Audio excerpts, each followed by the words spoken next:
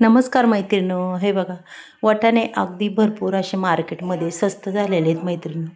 आणि खूप स्वस्त आहे म्हणजे आपण भरपूर त्याचे पदार्थ बनवू शकतो वाटाण्यापासून. आणि हे आज खूप खास बनवणार आहे मी रेसिपी. पाहू शकता तुम्ही इथं मूठभर वाटाणे घेतलेले आहेत आणि ते आपण आता मिक्सरच्या बाउलमध्ये टाकून देऊ. पहा, त्याच्यानंतर आपल्याला त्याच्यात टाकायची एक मिरची. ही एक मिरची मी टाकणार आहे, पाहू शकता. तुम्हाला जर हे जास्त माणसांसाठी करायचं असेल तर तुम्ही जास्त बी वाढून घेऊ शकता. प्रत्येकाचं प्रमाण जास्त जास्त घेऊ शकता आणि करू शकता. इथं 5-6 पाकळ्या लसणाच्या बी घेतलेल्या आहेत मैत्रिणी, पाहू शकता. थोडीशी कोथिंबीर ही कोथिंबीर नक्कीच घालायची, कारण की कोथिंबीरनी खूप छान चव येते, रंग बी खूप छान दिसतो. हे बघा, असं मस्त बारीक वाटून घेतलेलं आहे थोडंसं पाणी घालून, आणि त्याच्यात थोडंसं मीठही टाकलेलं आहे चवीपुरतं मैत्रिणी, पाहू शकता तुम्ही. आता इथं मी गॅसवर पॅन ठेवलेला आहे. पहा, याच्यात आपल्याला साधारण तेल टाकायचं आहे, जास्तही टाकायचं नाही आहे. पाहू शकता तुम्ही. तेल अगदी छान पद्धतीने तापून द्यायचं आणि गॅस हा फास्ट ठेवायचा नाही, आपल्याला अगदीच बारीक ठेवायचा बरं का. तेल मस्त तापत आले, दिसत असेल तुम्हाला वाफ चाललेली. आता हे पूर्ण बेटर मी याच्यात टाकून देणार आहे. पहा, अगदी छान पद्धतीने आता हे बेटर संपूर्ण टाकायचं. थोडंसं भांडं इसळून टाकलं तरी काय प्रॉब्लेम नाही आहे. आता हे अगदी आपलं मस्त असं आपल्याला परतून घ्यायचं. कमीत कमी 10 मिनटं तरी आपल्याला हे परतायचं आहे. गॅस हा बारीक ठेवूनच परतायचं, फास्ट ठेवायचं नाही, नाही तर आपलं हे जळण.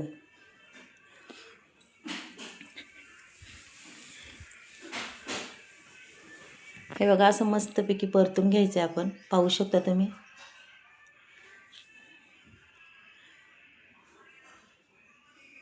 आणि सतत हलवत राहायचं, त्याला खालवर करत राहायचं, कारण की मग साईडने अजिबात लागणार वगैरे नाही आहे. आणि आपलं हे सारण बी अगदी छान पद्धतीने मैत्रिणींनो शिस्त, पाहू शकता तुम्ही.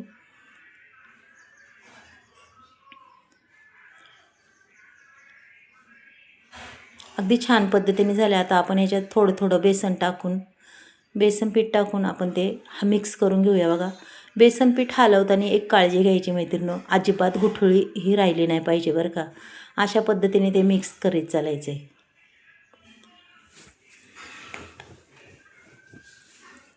हे बघा, अजिबात कशीच गुठळी राहत नाही. आणि मी सुद्धा थोडं थोडं टाकते, तुम्हीसुद्धा असंच करा. अगदी थोडं थोडं बेसन पीठ टाकायचं आणि ते हलवीत चालायचं. इथं फक्त मी 2 चमचे बेसन पीठ घेतलेलं आहे मैत्रिणींनो, पाहू शकता तुम्ही.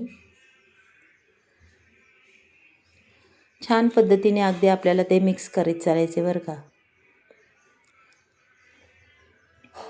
आणि खरंच मैत्रिणींनो, ही रेसिपी तुम्ही जर एकदा केली ना तर आठवड्यातून 2 वेळा नक्कीच करसाने, एवढी खास होती आणि चवही खूप अप्रतिम लागते त्याची. थोडं थोडं करून मी इथं संपूर्ण बेसन पीठ आता टाकून देणार आहे आणि अगदीच चांगल्या पद्धतीने हे करून घेणार. बघा, थोडं थोडं घेऊन आपण, अजिबात त्याच्यात गुठळी राहत नाही आणि आपलं बेसन पीठही अगदी व्यवस्थित त्याच्यात सेट होतं आहे, पाहू शकता तुम्ही. मस्त असा गोळा झालेला आहे. पहा,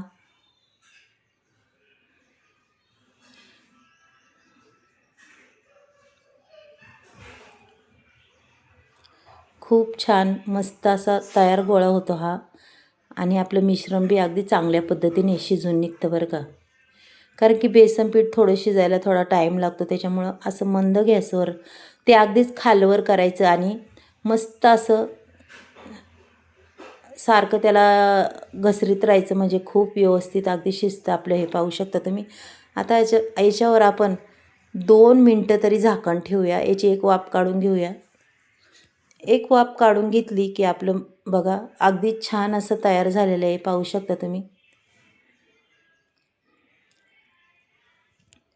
आता हे पूर्ण बेटर मी काढून घेणार आहे बरं का मैत्रिणींनो. एका प्लेटला आपल्याला तेल लावून घ्यायचं आणि त्याच्यात हे काढायचं आहे.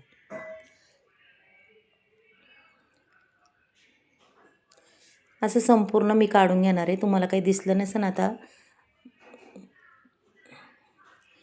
पण हे बघा, असं या प्लेटला मी तेल लावले आणि याच्यात मी ओतलं आहे. तुम्हाला जर वाटलं ना किंवा तुमच्याकडे चौकोनी डब्बा असेल तर त्याच्यात करू शकता, प्लेटमध्ये सुद्धा करू शकता. आणि व्यवस्थित असा त्याला आकार तुम्हाला जो वाटन तो द्या. मी आता इथं गोल आकार देणार आहे, पाहू शकता. आणि व्यवस्थित अगदी थापून घेणार आहे. अगदी झटकन हे सेट होतं मैत्रिणीनो, याला टाईम लागत नाही आहे. आणि हाताला जर चटके बसत असले तर नक्कीच पाण्याचा हात घ्या किंवा तेलाचा हात लावला तरी चालेल, म्हणजे आपल्या हाताला चिकटणार बी नाही आणि काहीच नाही. पाहू शकता तुम्ही, हे बघा असं पूर्ण पहा, असं मस्त आकार दिला आहे मी गोल. आणि ते व्यवस्थित अगदी पातळ थापलेलं गेलेलं आहे, जाडहीसुद्धा नाही थापलेलं. एवढं पातळ थापून बी आपल्या वड्या बघा काय सुंदर निघतात, पाहू शकता मैत्रिणी तुम्ही. आता मी जरा हे थंड करायला ठेवते. हे बघा असं थंड करायला ठेवलं की आपल्या वड्या बी अगदी व्यवस्थित पडणार आहे बरं का. हे बघा अगदी छान पद्धतीने मी थापून घेतलेलं आहे. चला आता पुढची तयारी करूया. इथं कांदा घेतला एक, तो पूर्ण कांदा मी आता परतून घेते. आपल्याला इथं वाटणाची तयारी करायची. कांदा अगदीच रंग येईस्तोपर्यंत परतायचं आहे बरं का. हे बघा, आणि ही भाजी मी लोखंडाच्या कढईतच करणार आहे, कारण की लोखंडाच्या कढईमध्ये खूप छान भाजी होती आणि चवही खूप अप्रतिम लागते मैत्रिणीनो. हे आपण आत्ता ही भांडी वापरतो, नाही तर जुन्या काळात आपल्याकडं लोखंडाचीच पहिली भांडी होती, अगदी तव्यापासनं. आणि अजूनही लोक तवा यूज करतात बरं का भाकरीला. आणि खरंच लोखंडाच्या तव्यातली भाकरसुद्धा छान होती. तुम्ही कोणतेही पदार्थ करा खूप छान होतात. इथं मी सुकं खोबरं टाकून दिलेलं आहे, ते सुद्धा छान परतलेलं आहे, पाहू शकता. कलरही आला आहे मस्त. थोडंसं लसूणही टाकलं आहे, पाहू शकता वाटणाला. त्याच्यानंतर थोडे धणे टाकायचे, ते सुद्धा परतून घ्यायचे. धणे आधी का नाही टाकले, कारण की आपले धणे करपतील. त्याच्यानंतर आपल्याला टाकायची कोथिंबीर. कोथिंबीरही छान अगदी परतून घेतलेली. चला आता हे वाटण आपल्याला काढून घ्यायचं आहे मैत्रिणी, पाहू शकता तुम्ही. आणि माहीम वाटायचे. हे बघा इथे थापलेल्या याच्या वड्या अगदी छान पाडून घेतल्यात, पाहू शकता.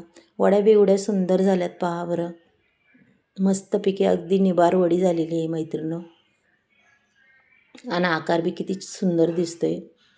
एकदम प्लेन अशा छान झालेल्या आहेत आणि अगदीच तुटल्या नाही, काय नाही, झटपट निघाल्यात ह्या वड्या. हे बघा किती सुंदर दिसतात. चला मग आता भाजीची तयारी करूया.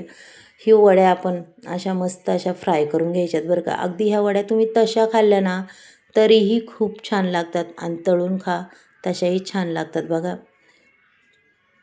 आता या वड्या आपल्याला छान पद्धतीने कलर येतोपर्यंत परतून घ्यायच्यात. पहा मस्त असा रंग आला पाहिजे.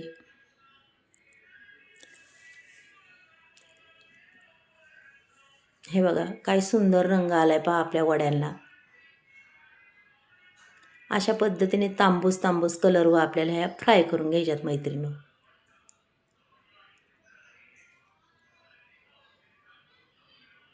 अगदी छान पद्धतीने. तेलही एवढं काय लागत नाही त्याला, आणि अगदी तेल वगैरे ह्या वड्या अजिबात पकडत नाही, तुम्ही पाहू शकता.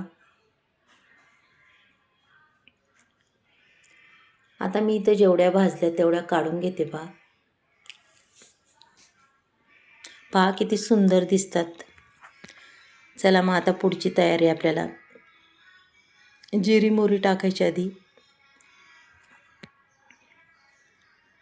आणि मसाले टाकून द्यायच्यात, पाहू शकता. अजूनही काही मसाले राहिलेत टाकायचे. इथं जे वाटण वाटलं होतं ते सुद्धा मी टाकून दिलं मैत्रिणी, पाहू शकता. वाटण आपल्याला अगदी छान पद्धतीने परतून घ्यायचं आहे बरं का तेलात. आणि ही कढई म्हणजे एवढी तापती, याला खूप तापायचं प्रमाण जास्तच असतं, त्याच्यामुळे लोखंडाचं भांडं कोणतं बी जास्तच तापतं. हे बघा रंग बी किती छान आला आहे. आता इथं अजून आपल्याला 2 मसाले याच्यात यूज करायचे, पाहू शकता. मटण मसाला आणि कांदा लसूण मसाला हा थोडा थोडा मी टाकणार आहे. तुम्हाला जर वाटलं ना मालवणी मसाला, तो सुद्धा टाकू शकता. खूप छान अप्रतिम भाजी होती. तो मालवणी मसाला जर थोडा वापरला तर. पूर्ण मसाले आता आपण परतून घेऊया अशा पद्धतीने. अगदी तेल सुटेपर्यंत मसाला परतायचा, खूपच छान लागतात चवीला. आता हे बघा इथं मस्तपैकी मसाला तर परतला आहे आपला. आता आपल्याला टाकायचं याच्यात थोडंसं मीठ चवीपुरतं, कारण की आपण आधी त्या वड्यांमध्ये सुद्धा मीठ टाकलं होतं थोडंसं, त्याच्यामुळे इथं मापातच मीठ टाकायचं आपल्या भाजीला. आता आपल्याला किती माणसांसाठी भाजी बनवायची तशा पद्धतीने आपण पाणी टाकून घेऊया. अगदी छान मस्त असं का किती ग्रेव्हीदार असं घट्टपणा. आणि या भाजीला नंतर खरंच खूप घट्टपणा येतो. खूप छान आहे का मस्त भाजी आपली उकळलेली आहे. आणि आता देऊया आपण वड्या सोडून. भाजी ही रेडी झालेली आहे. फक्त वड्या सोडायच्या आणि 1 मिनटात आपल्याला भाजी गॅस बंद करायचा आहे. आपली भाजी रेडी आहे. आणि रंग बी पहा किती मैत्रिणी सुंदर आलेला आहे. त्याला छान अशी तर्री बी आलेली आहे. पाहू शकता तुम्ही. आता तुम्हाला वाटेल वर फेस म्हणलं तरी नाही. खरंच खूप तर्री आलेली आहे. तुम्हाला दिसेनच. मी तुम्हाला दाखवते बी पहा. मग ही आजची वाटाणा रस्स्याची भाजी कशी वाटली वड्यांची नक्कीच मला कमेंट बॉक्समध्ये सांगा. पहा काय सुंदर रंग आला आहे तिला. हे बघा भाजी मैत्रिणींनो रेडी झालेली आहे. फक्त मी तुम्हाला आता दाखवते. एकदम सुंदर अशी भाजी झालेली आहे. मैत्रिणी व्हिडिओ जर आवडला तर एक लाईक एक सबस्क्राईब करा. कोणी नवीन असेल त्यांनीही करा. आणि व्हिडिओ हा पहिल्यापासून बघा. चला मग उद्या भेटूया आपण. बाय.